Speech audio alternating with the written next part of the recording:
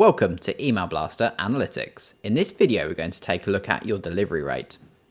The delivery rate will help you understand how many of your emails were successfully delivered to your recipients' inboxes versus those that failed to arrive.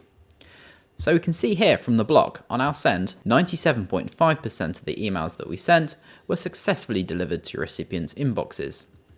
From here, we can see that was 192 people, with only 5 emails failing to arrive and bounce back. You can click on either of these pie charts to view the exact list of which was delivered. And clicking on the close button, bottom right. And also you can do the same for bounced.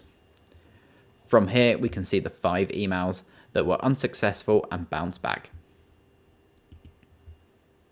And that's a quick look at understanding your delivery rate. See you in the next one.